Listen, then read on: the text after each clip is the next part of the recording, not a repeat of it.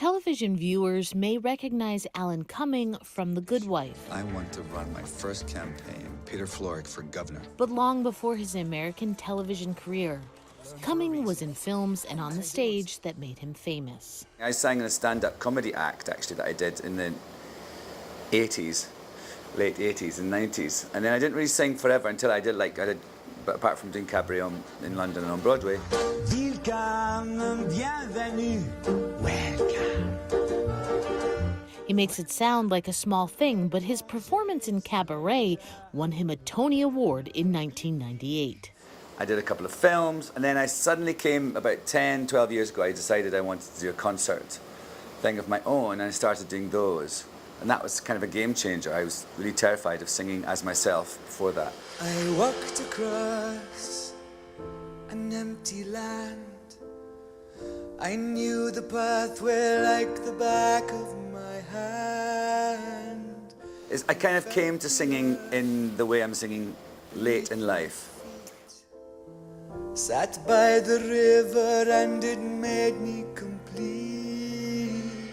For his latest show, Cumming has teamed up with a voice known for delivering the news. This is All Things Considered. I also sang in, choirs and musical theater as a kid, but then I got into journalism professionally and totally left that behind until in about 2008, 2009, I started singing with a band from my hometown of Portland, Oregon called Pink Martini.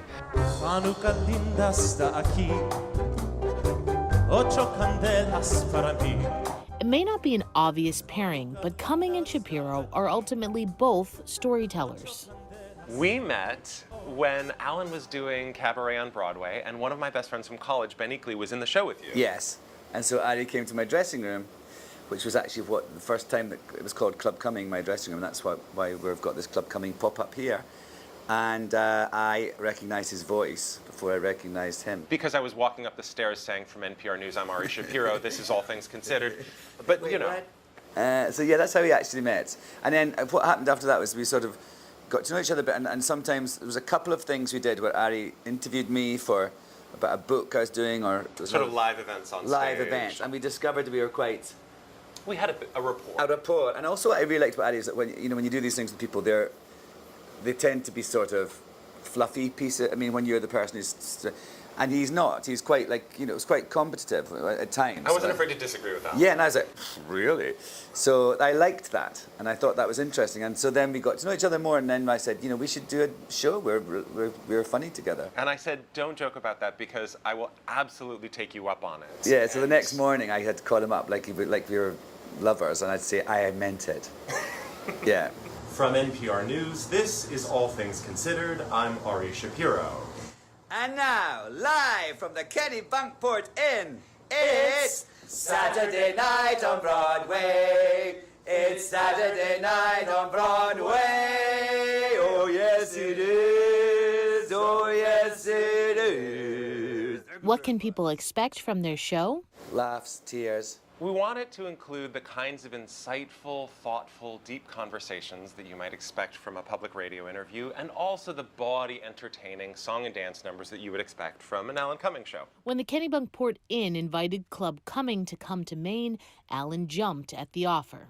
I just thought it'd be a really good thing, because obviously we've all had a hard 18 months, and for many of the performers at Club Cumming in New York, they haven't been able to perform, and it was this. I thought it'd be a lovely thing for them to be able to come out here and have some seaside fun and just have a chance to kind of, perform again in a sort of non-scary environment. That was the initial thing. It was very much sort of as a sort of healing holiday sort of thing. Our sort of mission at Club Cumming and the sort of mantra is that it's sort of, anything can happen. It's a bit mischievous or a bit sort of saucy. And I like the fact that we're doing our sort of Club Cumming aesthetic in an environment that is quite conservative, and sort of, the Kennebunkport is not known for being the most crazy progressive place in the world. So I like that fusion. I thought, if we are going to do these pop-up things, let's do it in a place where people won't have seen anything like this before. At Club Cumming, we kind of have this curated chaos vibe, where really anything can happen. Alan Cumming and Ari Shapiro's show is called Och and Oi, a considered cabaret. The audience, I can smell them. I can smell the audience. I think this is what you're smelling. I can hear. Alan, I think this might be what you're That's a clean jockstrap. Totally clean. I just opted not to wear it this evening. The award-winning journalist is learning a lot touring with Cumming, such as Comedy timing, of course. What I think is you're learning, say you make a mistake, and then it's funny. Then sometimes you maybe make the mistake on purpose again, so it's funny in the thing. That's a sort of showbiz thing. It's like called a fake corpse or something, or what do you call it in America? When you go up, is that what it says when you laugh? Yeah, go up. So like it's like a sort of a thing that you put back in order to. And actually, what I think is hilarious is that you have to sort of then fake authenticity one more time, which is actually what acting is. So I'm learning to act. From Alan Cumming, of all people. well, to fake authenticity. To fake authenticity. But is there anything Shapiro thinks Cumming can improve upon? Oh, wow. Ouch. I'm here. I can hear you. What does he need to work on? You know, Maine is so famous for its seafood. And as a vegan, Alan has been a little reluctant to try the local lobster. He was saying, you know, some people think oysters are vegan. I'm There like, are vegans some who crazy eat people, yes. bivalves because, you know, they help the ecosystem. They apparently don't 'Cause they feel don't have a face. pain. I mean, So I was like, Alan, you know, we're That's in not Maine. the point for me. Maybe you should try the local cuisine. And he was like, if it's a vegetable. Impossible Burger, just had it. Vegan burger. Wild blueberries. Thank you very much. Whiskey. Whiskey is my favorite Scottish food. I think I like the beets, the chopped beets. You know those. Like beets? a borscht? A borscht, yeah. But the thing where it's not before it's soup, it's like you just get them chopped up with like dill on it. Sure. Well, we just saw a man. He was talking about sharks. There was a shark. He was swimming and he was a bit scared. Well, he wasn't scared at all, but there were sharks. So that's about it.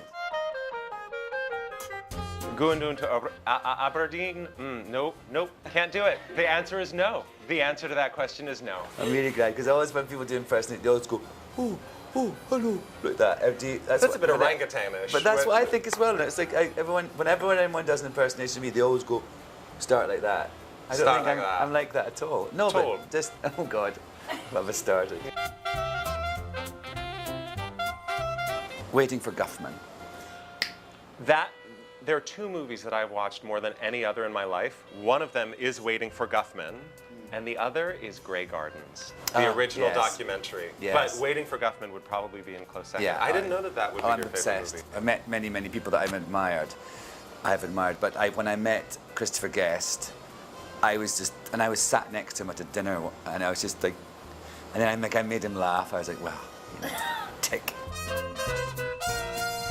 You know what always makes me cry is the finale of Candide, Make Our Garden Grow.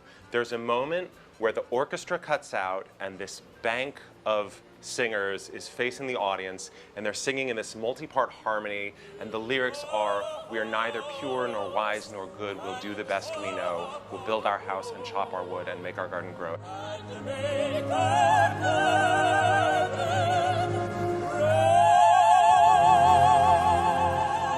And it hits me every single time. Don't know what to say after that. Well, there's one I sing in I've been doing a show just me in Australia called Alan Cumming is Not Acting His Age, and the opening song I do, it's from a musical called Applause, and it was a song and Lauren Bacall, it's actually a musical version of the movie All About Eve. And Lauren Bacall, anyway, the opening, or the song I opened my show with is called But Alive. It's so good because I feel groggy and weary and tragic, punchy and bleary and fresh out of magic, but alive, but alive, but alive. So it's a good song to sing right now. But alive, but alive. All jokes aside, which is hard to do with these two, Club Cumming is raising money for the Actors Fund, which benefits not just actors, but crew and all people involved in show business. I think it's an interesting thing that when terrible things happen in our culture, the first people we turn to are artists to make sense of it, to help us heal, to raise money for funds. You know, actors, musicians, writers get asked to give in those times, and we rely on them for sort of succor. But they're the first people who get the money cut when we've got to, you know, make up for it. So the Actors Fund, I think, is something that's helped so many people over the last, well, always, but especially over the last year and a half, because, you know, the entertainment industry has been totally ruined.